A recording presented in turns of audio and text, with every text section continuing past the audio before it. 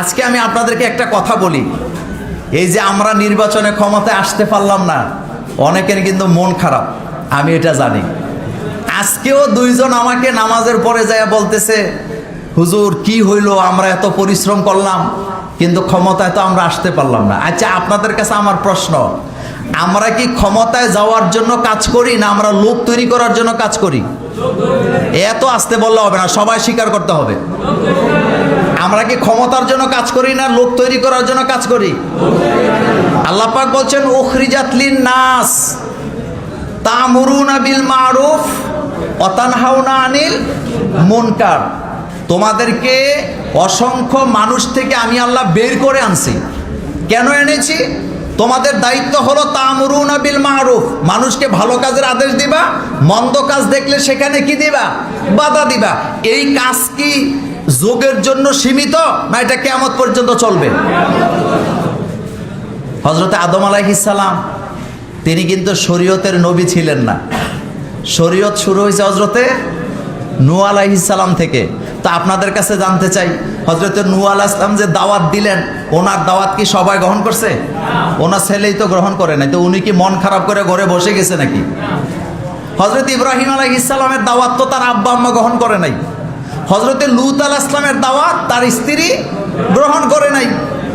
আমার আপনার নবী মুহাম্মদ রাসূলুল্লাহ সাল্লাল্লাহু আলাইহি সাল্লামের দাওয়াত তার আপন চাচা গ্রহণ করে নাই। তো তার মানে কি দাওয়াত কি বন্ধ হয়ে যাবে নাকি? আমি গত 17 বছর যেখানেই বক্তৃতা দিতাম একটা কথা আমি সব সময় বলতাম, আল্লাহ রাব্বুল আলামিন আমাদেরকে একটা কথা বলেছিলেন, লাইয়াদুররুকুম ইল্লা আযান। তোমাদেরকে তারা সাময়িক কষ্ট দিতে পারবে কিন্তু তোমাদেরকে তারা নিশ্চিহ্ন করতে পারবে না। এ কথা মোল্লার না আল্লাহর? আরো জোরে বলেন, এটা কার কথা?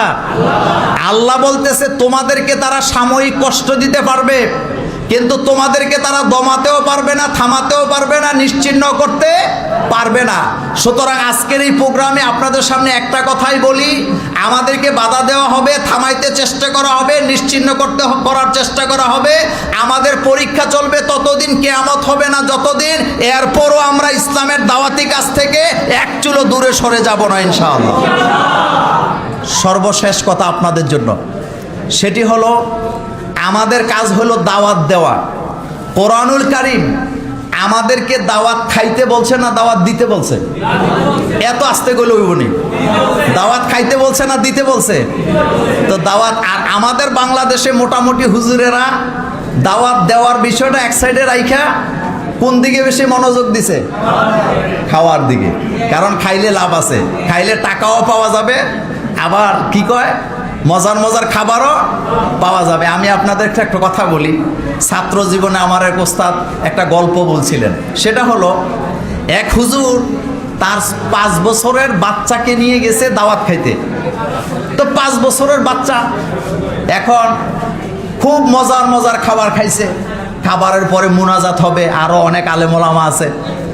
তো বাচ্চা ছেলে তো জিজ্ঞেস করতেছে, আব্বু এটা কিসের খাবার খাইলাম, এত মজার খাবার, বড় মাছ খাওয়াইলো, গরু গোশত, মুরগি দিল, আরো কত কিছু দিল, এটা কিসের জন্য খাইলাম?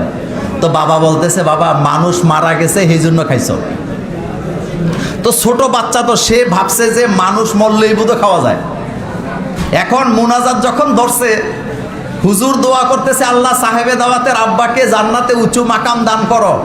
আর 5 বছরের বাচ্চা জোরে জোরে বলতেছে, আল্লাহ আবার মরুক, আবার খামো, আবার মরুক, আবার খামো।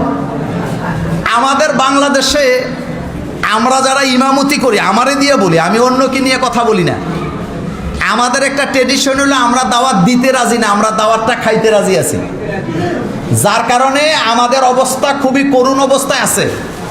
লম্বা সময় নিলাম না, লম্বা কথা বললাম না। আমরা এখানে দাওয়াত খাইতে আসছি না দিতে আসছি, একটু জোরে বলবেন কথাটা। আমাদের দাওয়াত কতদিন চলবে?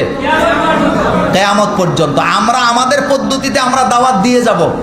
আমাদের আমিরে জামাত একটা চমৎকার কথা বলেছেন যে আল্লাহ যখন চাইবে আমাদেরকে ক্ষমতা দিবে, কিন্তু আমরা লোক তৈরি করে যাব।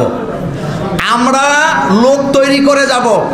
বাংলাদেশের ইতিহাসে 54 বছরে আজকের বাংলাদেশে ইসলামপন্থীরা বিরোধী দলে আছে বলে বাংলাদেশে এ পর্যন্ত কোনো গন্ডগোল হয় নাই, রেজাল্ট মানি না, স্থূল কারচুপি হইছি, এই ধরনের কোনো কথা শোনা যায় নাই।